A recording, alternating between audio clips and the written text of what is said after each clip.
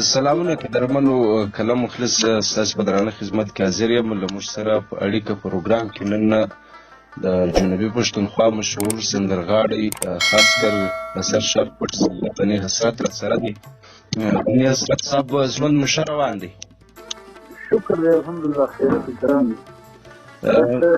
د الله احسان دی الحمدلله. اړیکه پروګرام کې ښه راغلاست درته وایي د زړه له کومې څخه مننه. تا ته او ستا کارکوونکو ته او اورېدونکو ته زما له طرفه هم سلامونه. وعلیکم السلام. وعلیکم السلام. غني حسرت صاحب که په شروع کې راته ووایاست چې څومره عمر لراست تاسو په د فیلډ کې څومره ټایم شوی دی؟ یاره په دې فیلډ کې خو ژوند ګډ شوی دی خو 1993 زه په دا فیلډ کې یم. ښه ګز مکمل ستاسو عمر به تقریبا څو وي؟ زما عمر 52 کاله. 52 کاله. تعلیم مو کړی دی؟ او زه ایم یم. ماشاءالله. څومره سندرې به مو ویلګې وي ستاسو په فکر سره؟ ستا ته اواز هم نه راځي؟ وایم څومره سندرې به تاسو ویلګې وي؟ سندرو خو لکه ما ته داسې ښکاري چې ستا معلوم دی ولې چې ما خو اکثره په لایو پروګرامونو کې ډېر احساس برخه اخیستې ده خو تقریبا د هغه یو 1200 دیارلس سندرې ما ویلي. ښه د کیسټان په دور کې هم ډېرې ویلګې دي؟ کیسټان په دور کې هم ډېرې ویلي. اوس څه ټایم زه فکر کوم ستاسې نږدې سندرې نه راځي، د دې لامل څه کېدلی شي؟ د دې لامل خو ډېر وجوهات دي خو البته چې اوس اورېدونکي چې دي هغه شیان نه اوري کوم شیان چې زما خوښ وي یا سندرغاړی یا یو لیکوال په معاشرت ورکوي نو هغه څوک اوري نه.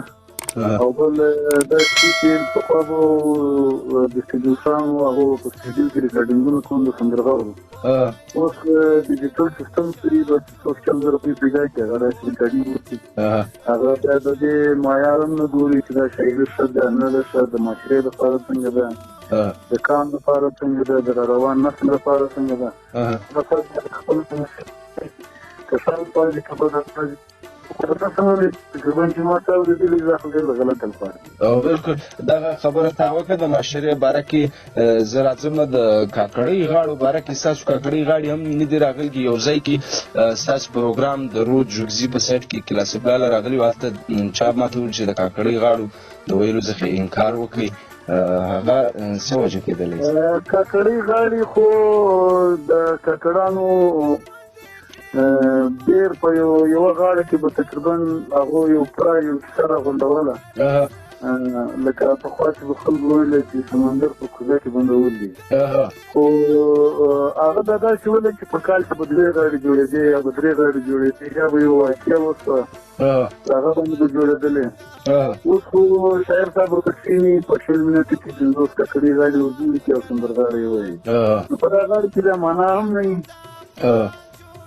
کومې پخوا جوړېدلې هغه به ډېرې ښې غاړې ولې ډېرې مستندې به ولې مطلب هغوی به ډېره معنا وه سبق به پکې شوی معاشرې دپاره. سبق به پکې شوی بلکل. شاعري خپله هم لراسته؟ یاره زه خاص شاعري نه لرم. نور د چا شاعري مو ډېره ویلګې ده؟ یاره زما خپله شاعري خو د ولیجان درویش شاعري زما ډېره خوښه وه او ما ډېره ویلې هم ده خو بس هغه د الله پاک په کار شو وفات شو. نور هغه شاعر زما خوښ دی چې د وطن مینه لري، وطن ستایي، د وطن جغرافیه او اتلان ستایي او روان نسل ته د خپل شعار ورکوي چې زموږ دا وطن دی، زموږ په وطن کې دا وسایل دي، زموږ دا مسایل دي، زموږ دښمن څوک دي. دا په کار دی چې هر لیکوال او هر سندرغاړی د دې حیثیت هم لري لکه د یو ملک سفیران چې ده. دغه ژوند په کوټه ښار کې کواسته؟ زما اواز درځي که ده؟ او ستا اواز بالکل ماله راځي. نو ژوند په کوټه ښار کې کواسته داسې ټیم؟ هو ژوند په کوټه ښار کې کوم د 2011 څخه 2011 څخه کوټه ښار ته تللي یاسته. هلته په هغه وخت کې څه روزګار لراسته، مصروفیت لرئ؟ مصروفیت خو زما شورم دي د ګاډیانو نور دا پالیټکس سره کوم وطني د پی ټي ایم کارکون یم ادنا کارکون. اچھا سیاسي اړخ کې د پی ټی ایم سره سیاسي اړخ کې د پی ټی ایم سره. اچھا نو څه ډالۍ به راته کوې یا زمزمه یا شعر یا غزل؟ یاره شعر و زمزمه و غزل خو د کلمو کار نه وي، البته اورېدونکو ته دا پیغام ورکوم اورېدونکو ته تاسو زمزمې هم اورئ او شعرونه هم اورئ، خو لږ وطن ستایئ، لږ د وطن اتلان ستایئ. پکار دا دی چې سټډي وکړي، کتابونه ولولي زموږ ځوانان، زموږ خویندې، زموږ روان نسل، چې دا شعور ور پیدا شي چې موږ سوچو، موږ دلته له څونه وخته څخه ژوند کوو، زموږ په وطن اوس څو کابل دي، زموږ څو وسایل دي، زموږ څو مسایل دي، د دې شیانو پاتې یم. خو دا زموږ د جنوبي پښتونخوا سندرغاړي شاعران دا څنګه د ظهور شاعري ته نشي راتلی؟ که موږ لوی پښتونخوا ته وګورو او کوزي پښتونخوا ته وګورو نو هغه ماشومان سم کلامونه لیکي، کتابونه لیکي، غټې غټې مشاعرې جوړې شي. دا زموږ د جنوبي پښتونخوا لیکوالان سندرغاړي دغه په یو ړنده شاعري کې لګیا دي، دا به څنګه راباسو غني صاحب؟ دا خو اصل مسله دا ده چې دا له بده مرغه د یو سلت یا د یو سل پنځلس کال څخه چې زموږ دغه سندرغاړو او د شاعرانو لیکوالانو ته دا د برټانیې عیسی الفاظ چې هغه زموږ مشاهده وکړو، هغه به زموږ سپین مشان وکړوسان هم ورته وایي. نو هغه ځکه په امید نه دی خلک چې د سندرغاړي وو هغه ته یو لاډم دی. نو لاډم په دا داسې وو چې هغه سره به نه چا یاري کوله، نه به چا رسټي ورسره کوله، نه به چا یو نور ځین غوښته، نه به چا د دم خور کوله. نو هغه دپاره دغه کار چې وي هغه د ده دپاره یو پیغور و.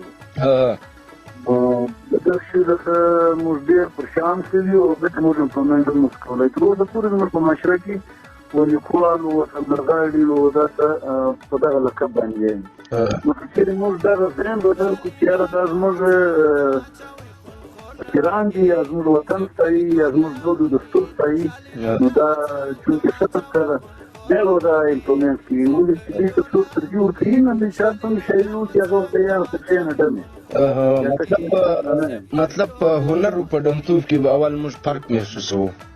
فرق به موږ محسوسوو، موږ به یې چې دا زموږ اتل دی، دا زموږ د را روان وخت ورښوونکی وي. او اصل د یو سندرغاړي او د یو لیکوال مقصد هم دا وي، ما تاسو وویل په یوه لفظ کې چې دا سفیران دي. سفیر معنا دا دی چې دا زموږ د ذهن سفیر دي، دا زموږ د دود د دستور هم سفیران دي، دا زموږ د کلچر هم سفیران دي. نو هر څه ته وګوره هغه به اوس د پښتو خلکو یې تاریخ چې دی هغه 15,000 کاله دي، خو 15,000 کاله په کتابو کې نشته، هغه دغه لیکوالانو لیکلی دي یا د سندرغاړو ویلي دي. نو د دې څخه خبر سره غونډ شوي دي. نو دا ډېر غټ یو اهمیت لري.